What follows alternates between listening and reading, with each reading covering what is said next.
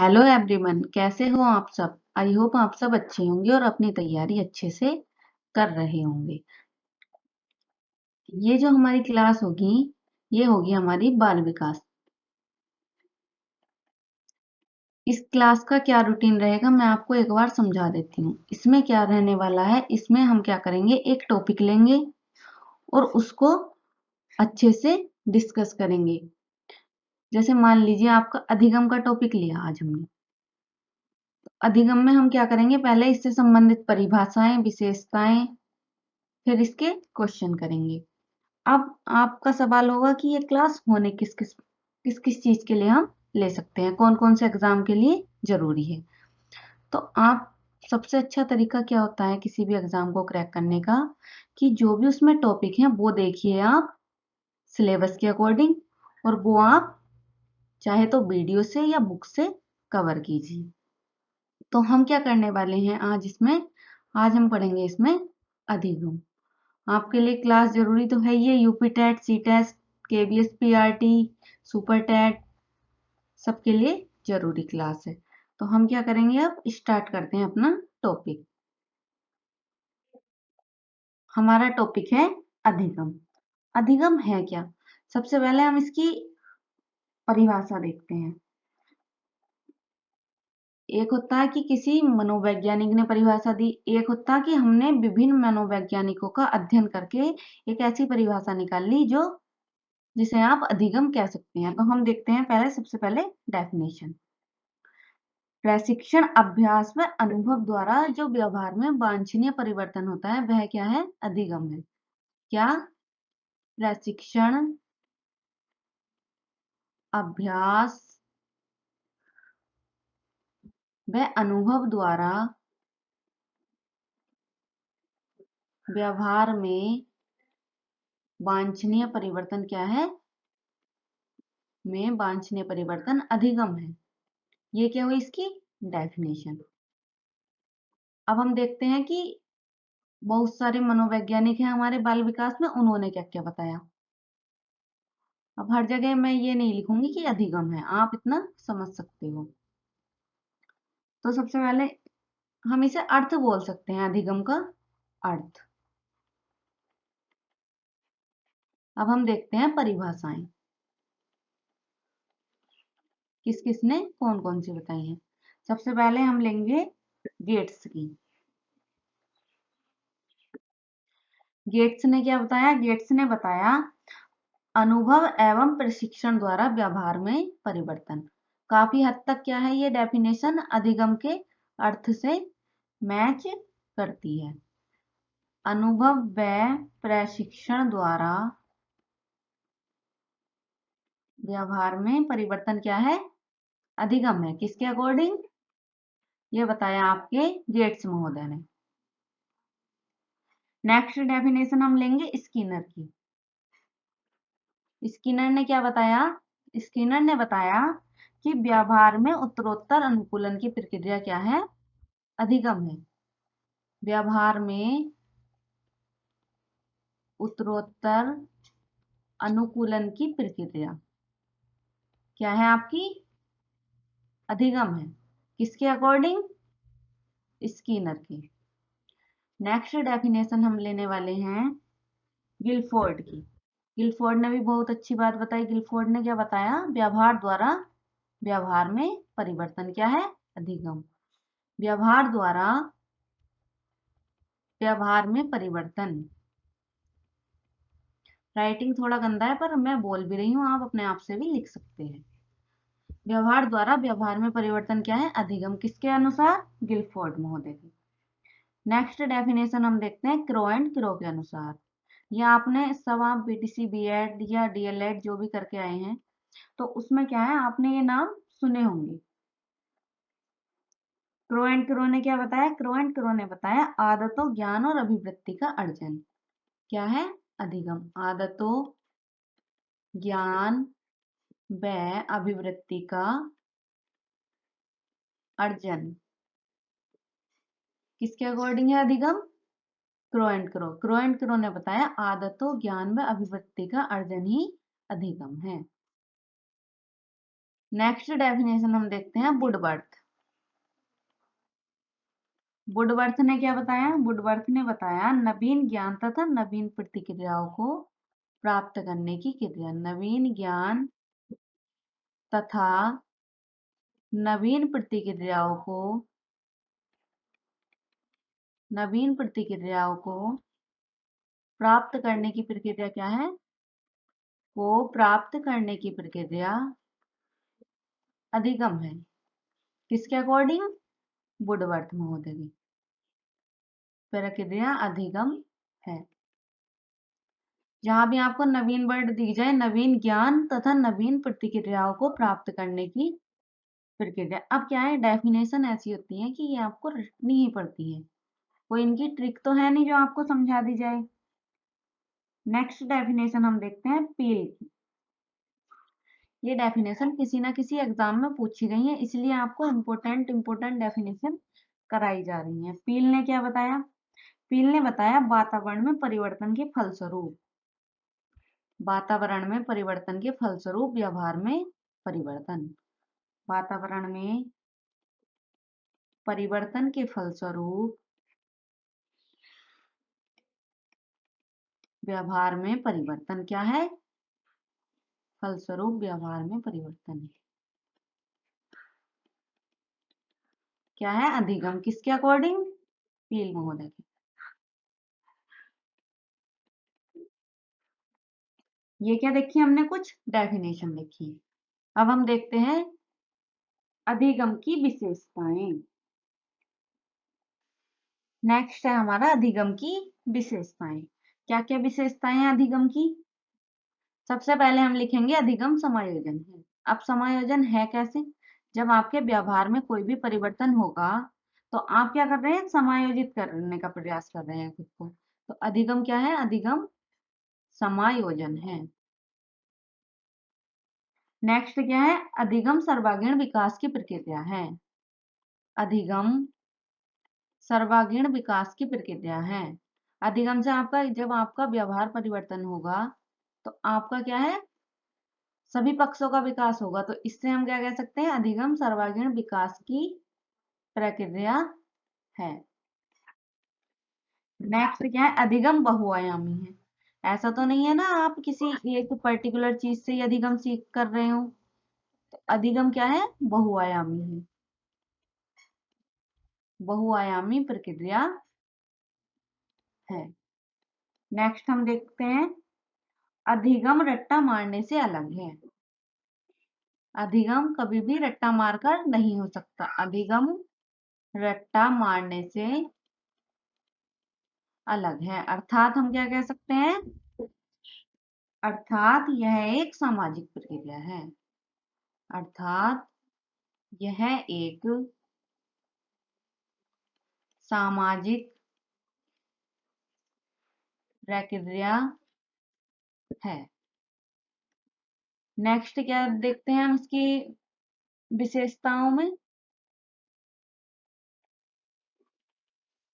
अधिगम औपचारिक व अनौपचारिक होता है। आप परिवार से भी सीखते हैं और विद्यालय से भी सीखते हैं। तो क्या कह सकते हैं हम? अधिगम औपचारिक व अनौपचारिक होता है। औपचारिक व अनौपचारिक होता है। अधिगम क्या है? अधिगम एक लक्ष्य उन्मुखी प्रक्रिया है। ये आपने पढ़ा होगा, अधिगम लक्ष्य उन्मुखी प्रक्रिया। ये आपने किस चीज में पढ़ा होगा? जैसे एक होता अधिगम और एक होता अर्जन। तो अर्जन को हम लक्ष्य उन्मुखी प्रक्रिया में नहीं रखते हैं। किसे रखते हैं? अधिगम को। नेक्स्ट क्या हो सकती है अधिगम की विशेषताएं? अधिगम जीवन पर्यंत चलने वाली प्रक्रिया है। अधिगम जीवन पर्यंत चलने वाली प्रक्रिया है। आप क्या है? हर उम्र में क्या करते हैं? आप सीखते रहते हैं कुछ ना कुछ नया। तो ये इससे हम क्या कह सकते हैं? अधिगम जीवन पर्यंत चलने वाली प्रक्रिया है। हमने क्या देखा अभी? अधिगम का अर्थ, उससे संबंधित कुछ डेफिनेशन और अब विशेषताएं। और अब हम देखने वाले हैं अधिगम के प्रकार। अधिगम के प्रकार। कौन कौन से हैं अधिगम के प्रकार? क्या क्या हो सकते हैं अधिगम के प्रकार? सबसे पहले बात है कि अधिगम के प्रकार दिए किसने? उस व्यक्ति का नाम था डेविड आसुबेल। David Ausubel. और इनके अकॉर्डिंग कितने प्रकार हैं अधिगम के? डेविड आसुबेल ने 4 प्रकार बताए हैं। किस चीज के? अधिगम के। अब कौन कौन से हैं 4 प्रकार? सबसे पहले देखते हैं हम रटंत अधिगम। रटंत अधिगम, इसमें क्या हो सकता? आपका रट्टा मारना। इसका हिंट लिख रही हूं मैं आगे, रट्टा मारना, इसके नाम से भी स्पष्ट है रटंत अधिगम। सेकंड है अभिग्रहण अधिगम। अभिग्रहण अधिगम, इसमें क्या होता है? इसमें बच्चा कैसे सीखता है? सुनकर या देखकर ग्रहण करता है चीजों को, सुनकर या देखकर। थर्ड है आपका सार्थक अधिगम। सार्थक अधिगम क्या है? जीवन से जोड़कर सीखना कोई भी चीज, जीवन से जोड़कर या अर्थ समझकर, जीवन से जोड़कर।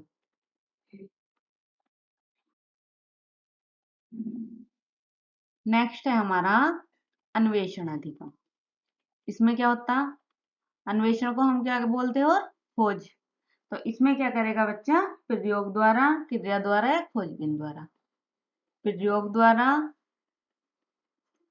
क्रिया द्वारा या खोजबीन द्वारा।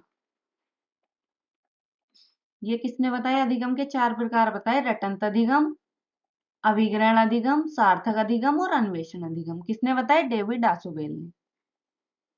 नेक्स्ट हम देखते हैं अधिगम की विधियां।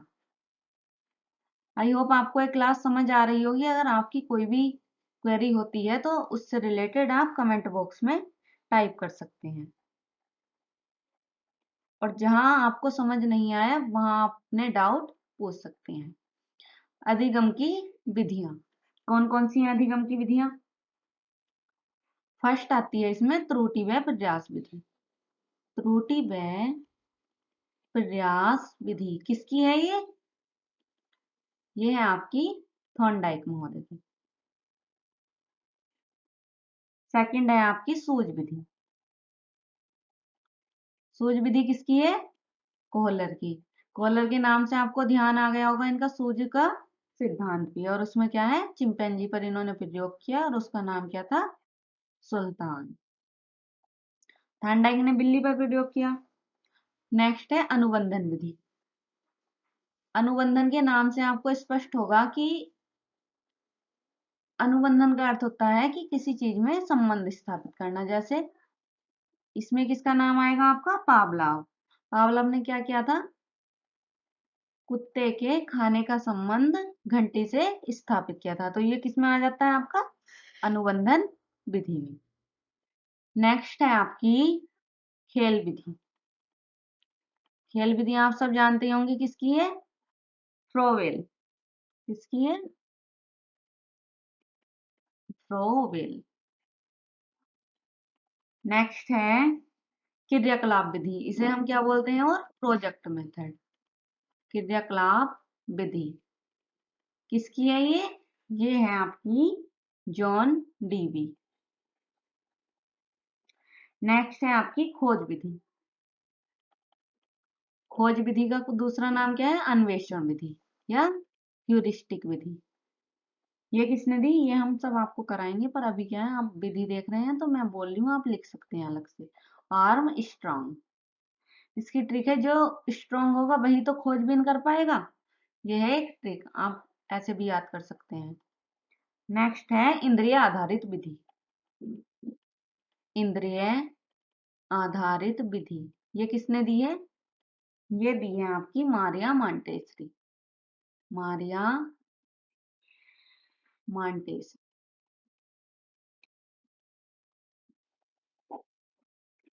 नेक्स्ट है अधिगम स्थानांतरण के प्रकार। अधिगम स्थानांतरण के प्रकार। सबसे पहले हम देखते हैं कि अधिगम स्थानांतरण क्या है, किस बला का नाम है अधिगम स्थानांतरण। अब हम देखते हैं क्या है ये। अधिगम स्थानांतरण है एक जगह सीखे गए अधिगम का दूसरी जगह प्रयोग करना। क्या है? अधिगम स्थानांतरण लिखती हूं मैं पहले।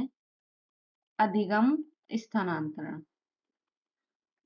क्या कह सकते हैं आप इसकी डेफिनेशन में? एक जगह सीखे गए अधिगम का दूसरी जगह प्रयोग करना, या एक जगह सीखे गए अधिगम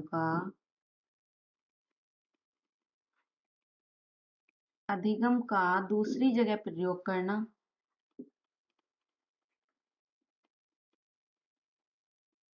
प्रयोग करना या क्या?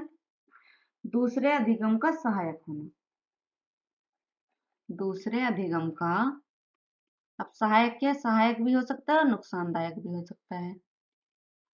अधिगम का सहायक होना क्या है? होना ही अधिगम स्थानांतरण है।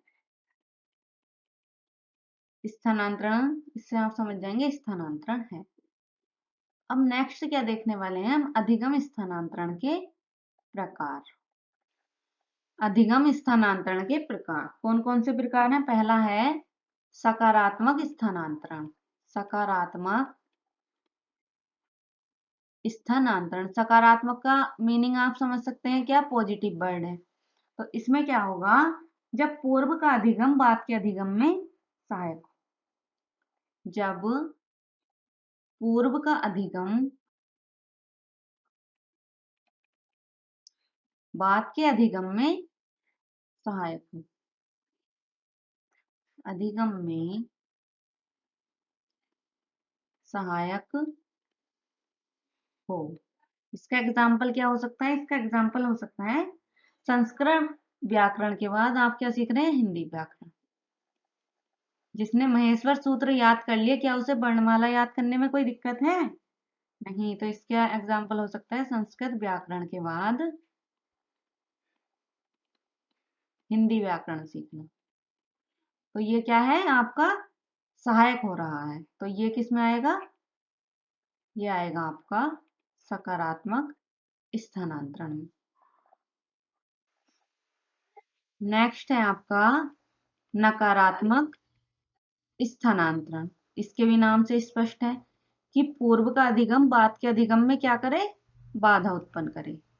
जब पूर्व का अधिगम बाद के अधिगम में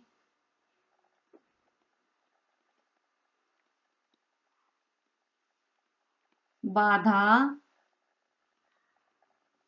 उत्पन्न करे तो वह क्या होगा? नकारात्मक स्थानांतरण। इसका एग्जाम्पल क्या होता है कि अगर आपने क्या किया है, बच्चे को अंग्रेजी माध्यम में पढ़ाया है पहले, यानी इंग्लिश मीडियम में, उसके बाद आप क्या कर रहे हैं? अपने बच्चे का एडमिशन हिंदी मीडियम में करा रहे हैं, तो उससे क्या होगा? बच्चे को दिक्कत आएगी। अंग्रेजी माध्यम से हिंदी माध्यम में जाना क्या हो सकता है इसका एग्जाम्पल? नेक्स्ट है आपका शून्य स्थानांतरण। इसके भी नाम से स्पष्ट है क्या? ना तो फायदा है और ना ही नुकसान है। क्या? जब पहले का अधिगम बाद के अधिगम में कोई सहायता ना करे।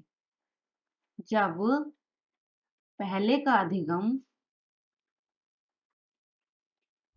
बाद के अधिगम में कोई सहायता न करे। कोई सहायता न करे। इसका एग्जाम्पल क्या हो सकता है? एग्जाम्पल से आपको स्पष्ट हो रही होंगी चीजें। टाइपिंग सीखकर क्रिकेट खेलना। टाइपिंग और क्रिकेट का कोई संबंध है? नहीं। तो ये क्या आएगा आपका? शून्य स्थानांतरण के अंतर्गत। टाइपिंग सीखकर क्रिकेट खेलना। नेक्स्ट हम देखने वाले हैं अगला टाइप है हमारा ऊर्ध्वाधर। ऊर्ध्वाधर या इसका दूसरा नाम क्या है? लंबत स्थानांतरण। ऊर्ध्वाधर स्थानांतरण कह लो या लंबवत स्थानांतरण कह लो। इसमें क्या है, निम्न स्तर के ज्ञान को उच्च स्तर पर प्रयोग करना। निम्न स्तर के ज्ञान को उच्च स्तर पर प्रयोग करना।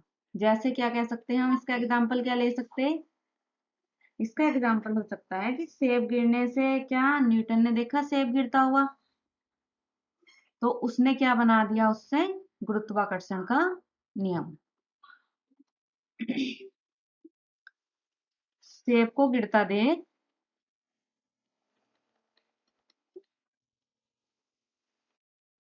क्या है इसका, सेब को गिरता देख न्यूटन का गुरुत्वाकर्षण का नियम देना। नेक्स्ट है हमारा क्षैतिज स्थानांतरण। क्षैतिज स्थानांतरण, इसमें क्या है, आपस में सामान्य होने पर भी एक क्षेत्र का दूसरे क्षेत्र में प्रयोग। इसमें आप लिख सकते हैं एक क्षेत्र का दूसरे क्षेत्र में प्रयोग और समानता न होने के बाद। इसका एग्जाम्पल से आपको स्पष्ट हो जाएगा।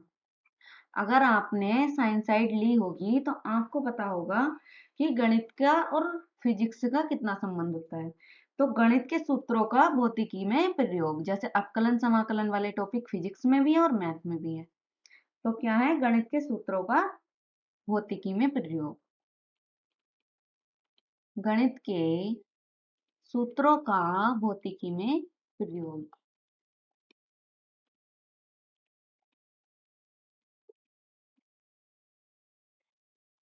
नेक्स्ट है हमारा पार्श्विक स्थानांतरण। पार्श्विक स्थानांतरण, इसमें क्या है कि एक अंग से सीखा गया कौशल दूसरे अंग में किसी कारणवश डालना। एक अंग से सीखा गया कौशल दूसरे अंग पर किसी कारणवश डालना। इसके एग्जाम्पल से आपको स्पष्ट हो जाएगा।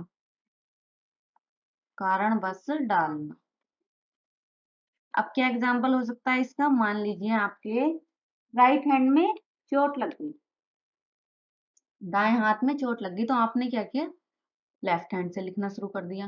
तो इसमें क्या कह सकते हैं, दाएं हाथ में चोट लगने से बाएं हाथ से लिखना। अब आप लिखने को ही ना वाले थे, बाएं हाथ से लिखने को ही ना वाले थे, तो इसलिए क्या है, कारणवश डालना। ये क्या होगा इसका, पार्श्विक स्थानांतरण। एक और टाइप है इसका द्विपार्श्विक स्थानांतरण।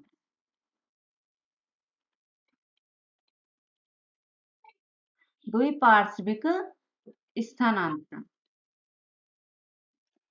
नेक्स्ट है हमारा द्विपार्श्विक स्थानांतरण। इसमें क्या होता है कि एक अंग का कौशल दूसरे अंग में भी स्थानांतरित करना, मतलब दोनों में, आप लेफ्ट हैंड से लिख लो या राइट हैंड से लिख लो, आपका राइटिंग अच्छा ही आएगा, इसमें कोई कारण नहीं है। तो ये क्या है आपका, ये है आपका द्विपार्श्विक स्थानांतरण। इस क्लास में हमने देखा अधिगम का अर्थ, परिभाषाएं, प्रकार और विधि और स्थानांतरण। नेक्स्ट क्लास में हम क्या देखने वाले हैं, अधिगम के सिद्धांत, अधिगम के वक्र, अधिगम स्थानांतरण के सिद्धांत, अधिगम का पठार और उसकी विशेषताएं। तो इससे हम अधिगम टोटल 2 क्लास में कंप्लीट करेंगे। अगर आपको ये क्लास अच्छी लगी हो तो अपना फीडबैक जरूर दें। आप अपना फीडबैक चैनल को सब्सक्राइब कर सकते हैं, वीडियो को लाइक कर सकते हैं और कमेंट कर सकते हैं। अगर आपको कोई भी दिक्कत, परेशानी, दर्द, समस्या है तो आप क्या कर सकते हैं, उसमें हमसे सुझाव ले सकते हैं। तो आज की क्लास के लिए इतना ही। Thank you class.